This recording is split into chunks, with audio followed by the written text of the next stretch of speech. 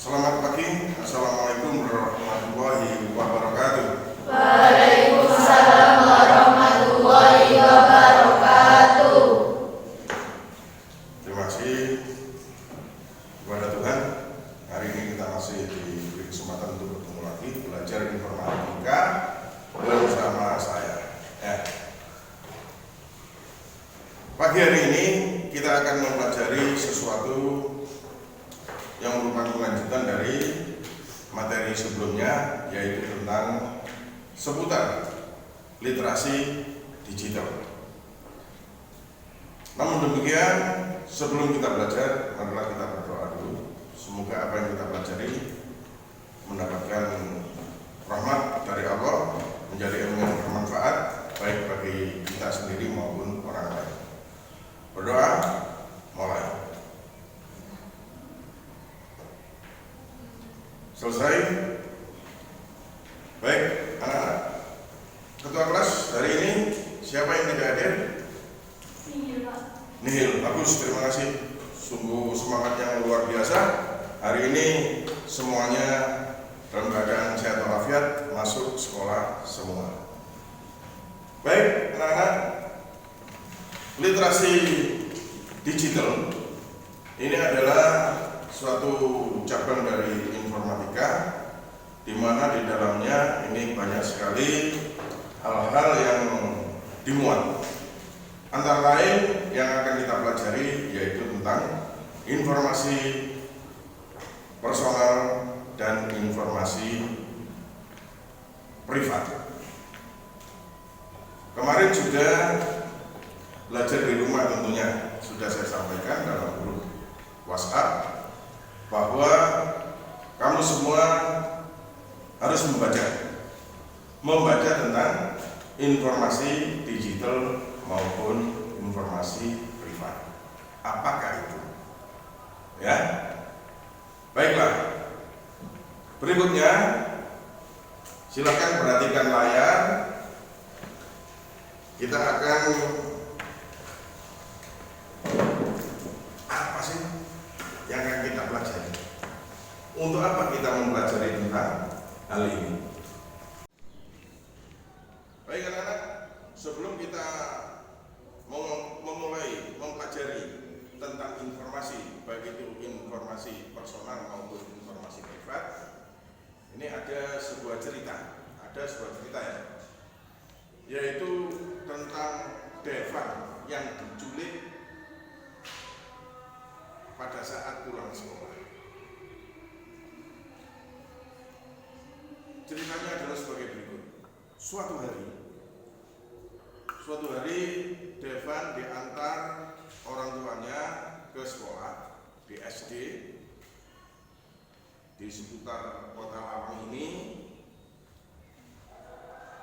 Ada sesuatu yang unik di bagian mobil orang tuanya, yaitu di bagian belakang itu ada stiker. Stiker itu adalah seperti yang di layar ini. Silakan diperhatikan. Stiker apa itu? Ya, stiker Happy Family. Ya, katanya mereka Happy Family. Di mana di situ menginformasikan ada seorang bapak, seorang ibu, dan 2 orang anak. Salah satu anaknya namanya Devan. Ini yang laki-laki. Suatu saat, pada saat pulang, Devan ini dijemput oleh seseorang. Orang itu namanya Anton. Tapi di dunia jalan, ya, Anton ini biasa disebut dengan bondet. Memang termasuk orang khusus si Anton atau si bondet ini. Nah, dia berusaha menculik Devan pada saat pulang sekolah. Begitu Devan pulang sekolah, dia menghampiri Devan. Si bondet ini bilang, Devan noleh. Ya om, hari ini Om yang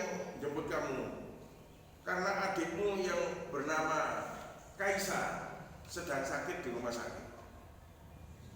Oh iya om ini siapa? Loh om kan adiknya ibumu, masa kamu lupa? Oh iya, ya om ini kita ke rumah sakit apa ke rumah? Kita ke rumah sakit. Kita langsung ke orang tuamu dan menjenguk adikmu yang sedang sakit. Akhirnya tanpa curiga si Devan ini masuk ke kendaraannya Anton atau si Bondet ini. Tanpa curiga mereka berangkat.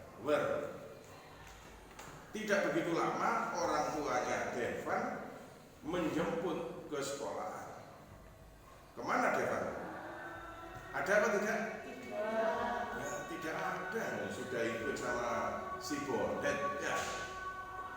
Akhirnya beberapa saat kemudian orang tuanya Devan ini mendapatkan informasi bahwa Devannya sudah pulang. Dicari oleh orang tuanya tidak ada. Kemudian dia menghubungi polisi bahwa anaknya tidak ada kemungkinannya diculik.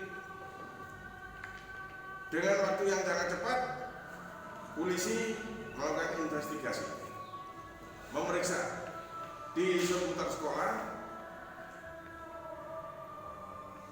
kemudian investigasi orang tuanya, melihat kendaraannya, melihat orang-orang di sekitarnya.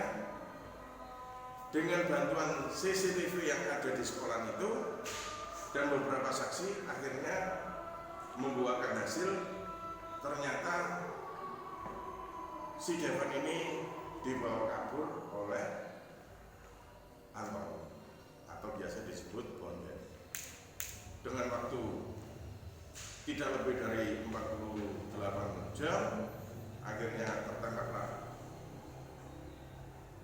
si Bondet ini dan Devan dalam keadaan aman tanpa cedera sama sekali. Oke, itu adalah sebuah cerita. Ini adalah informatika. Dari cerita tadi ada sesuatu hal yang dapat kita petik dari kejadian ini. Tentunya kejadian ini tidak mengenakan. Oke, kira-kira apa yang bisa diambil atau pelajaran apa yang bisa diambil dari peristiwa ini? Ada yang mau menjawab? Silakan. Ya, silakan. Eli dijawab dengan berdiri. Silakan diperhatikan teman-temannya. Jangan sembarang menempelkan stiker yang terdapat nama kita karena itu termasuk data privat. Oke, bagus. Terima kasih. Tepuk tangan untuk Leli. Baiklah, bagus. Apa yang disampaikan Leli bagus. Jadi penyebab dari penculikan ini atau peristiwa penculikan ini adalah stiker. Ini stiker yang tertempel di belakang kaca mobil dari orang tua Devan. Karena di situ ada gambarnya Bapak Ibu Devan dan Kesya. Pendapatnya ya begitulah. Jadi kejadian di awal tadi yaitu kejadian yang ada hubungannya dengan informasi. Informasi apa? Informasi privat atau informasi personal? Nanti kita pilah-pilah, kita analisis. Nah, baiklah, untuk tujuan pembelajaran kita hari ini adalah 1. Peserta didik mampu menjelaskan perbedaan informasi personal dan privat. Jadi kamu mempelajari, kamu pahami, sehingga kamu mampu menjelaskan. Berikutnya, kamu mampu menganalisis dampak pelanggaran privasi data melalui studi kasus. Yang ketiga, kamu dapat menyusun strategi untuk melindungi informasi privat di media sosial. Itulah tujuan kita belajar hari ini dan saat ini. Pertanyaan yang pertama, apa yang dimaksud dengan informasi personal? Saya, Pak. Oke, baik. Vanu, silakan dijawab sambil berdiri. Menurut saya jawabannya adalah B. Data umum tentang seseorang seperti nama dan alamat. Bagus. Untuk Vanu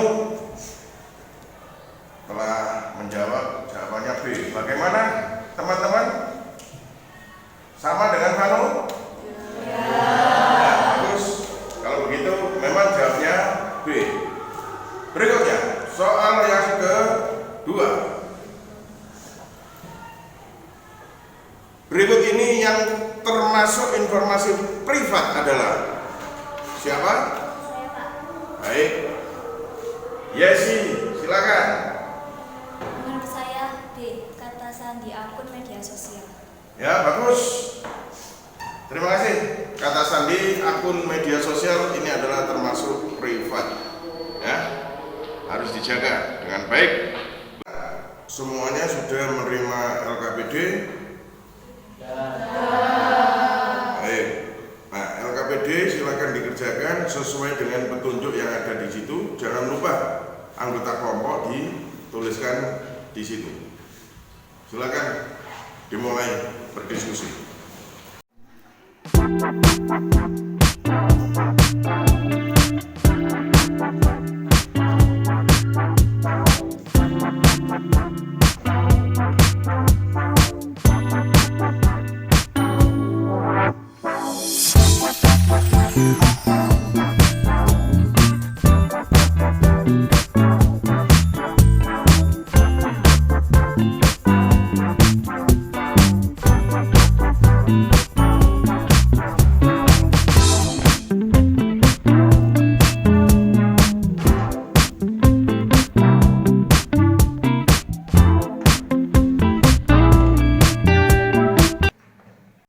Sudah selesai ya mengerjakan LKPD. Berikutnya kita akan presentasikan supaya adil, nanti masing-masing kelompok mendapatkan bagian sendiri-sendiri. Jadi presentasi dilakukan dengan cara berdiri di tempat saja, tidak usah maju ke depan. Oke? Mengerti? Baiklah, untuk bagian yang pertama silakan dipresentasikan oleh kelompok 1. Assalamualaikum, kami dari kelompok 1 akan mempresentasikan tentang pemahaman informasi personal dan privat bagian A. Jenis informasi, nama lengkap, kategori personal, alasannya data umum yang dapat digunakan untuk mengenali seseorang. Jenis informasi, nomor rekening bank, kategori privat, alasannya informasi sensitif yang dapat disalahgunakan untuk penipuan. Jenis informasi, alamat rumah, kategori personal, alasannya data lokasi seseorang yang tidak terlalu sensitif tetapi perlu dijaga. Jenis informasi, kata sandi, akun media sosial, kategori privat, alasannya informasi rahasia untuk mengamankan akun pribadi. Jenis informasi, hobi atau minat pribadi, kategori personal, alasannya data umum yang menunjukkan preferensi seseorang. Terima kasih. Baik, terima kasih. Itu presentasi dari kelompok 1.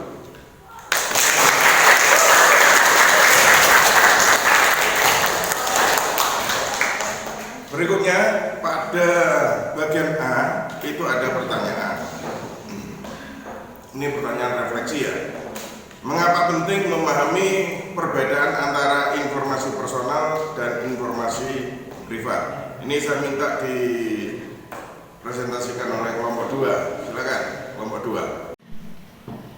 Jawaban dari kelompok kami adalah karena memahami perbedaan ini penting agar kita dapat menentukan informasi mana yang boleh dibagikan secara umum dan mana yang harus dilindungi untuk mencegah penyalahgunaan. Kelompok 2.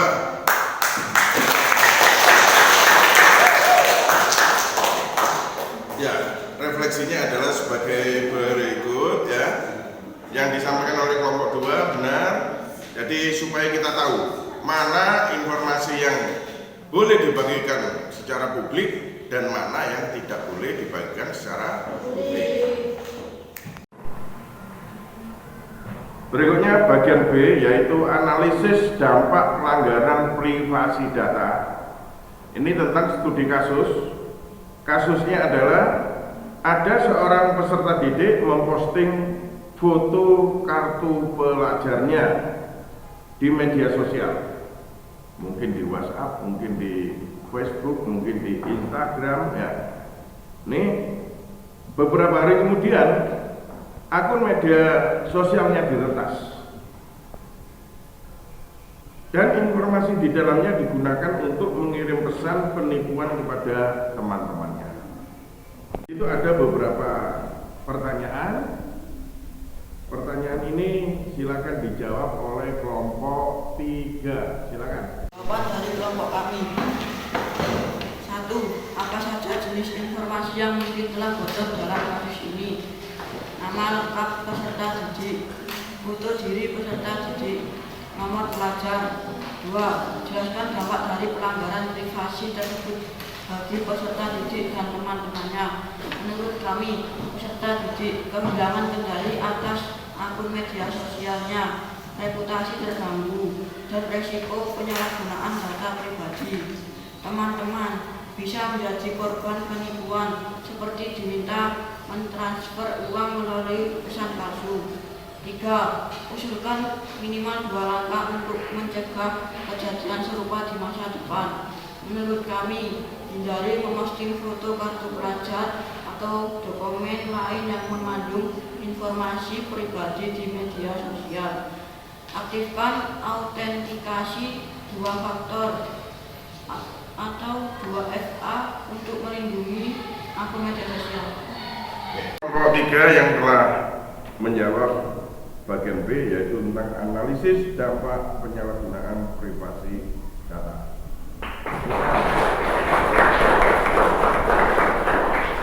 Untuk tugas berikutnya adalah kamu menggunakan Canva untuk membuat infografis dengan judul tip melindungi data pribadi di media sosial. Nah, ini kamu tadi sudah membuat dengan menggunakan Canva ya. Ini satu yang mempresentasikan yaitu kelompok 5. Ini tadi sudah dikirimkan ke saya hasilnya. Sudah saya tayangkan di layar. Silakan presentasi di depan untuk kelompok 5. Silakan. Tips melindungi data pribadi di media sosial. 1. Gunakan kata sandi yang kuat, panjang minimal 12 karakter, menggunakan kombinasi huruf besar dan kecil, menggunakan angka, menggunakan karakter khusus, tidak menggunakan informasi pribadi, nama, tanggal lahir, nomor telepon, dan lain-lain. 2. Aktifkan 2FA, keamanan 2 faktor. 2FA adalah fitur keamanan tambahan yang digunakan untuk melindungi akun dari akses tidak sah. 3. Atur privasi akun, merupakan fitur yang disediakan oleh platform digital media sosial online aplikasi untuk mengontrol siapa yang dapat melihat, mengakses, atau berinteraksi dengan informasi pribadi dan aktivitas online pengguna. 4. Hindari posting informasi pribadi, melindungi privasi, menghindari risiko kejahatan digital, mencegah penyalahgunaan informasi. 5. Waspada terhadap phishing, manfaat melindungi informasi pribadi, menghindari kerugian finansial, menjaga keamanan digital. Baiklah anak-anak, kita sampai pada bagian akhir. Apa yang sudah kita pelajari? Kita sudah mempelajari tentang informasi personal dan informasi privat. Artinya personal itu bisa dipublikasikan informasinya, sedangkan informasi privat adalah informasi yang harus tetap terjaga keamanannya, karena datanya atau informasi ini termasuk informasi yang sensitif, ya. Nah, untuk ke depan, bagaimana cara kita melindungi data privasi kita? Ini akan kita bicarakan pada pertemuan berikutnya, yaitu tentang keamanan data atau keamanan informasi. Jadi demikianlah langkah berikutnya. Ada soal yang harus kamu kerjakan, silakan dikerjakan di Google Form. Berikutnya terkirim, nanti akan saya koleksikan nilainya. Dan untuk pelajaran berikutnya kita akan membicarakan tentang keamanan data atau keamanan informasi. Untuk hari ini sekian pelajarannya. Semoga apa yang kita pelajari bermanfaat bagi kita dan bermanfaat bagi orang lain. Terima kasih. Wabillahi taufiq wal hidayah. Wassalamualaikum warahmatullahi wabarakatuh. Waalaikumsalam warahmatullahi wabarakatuh.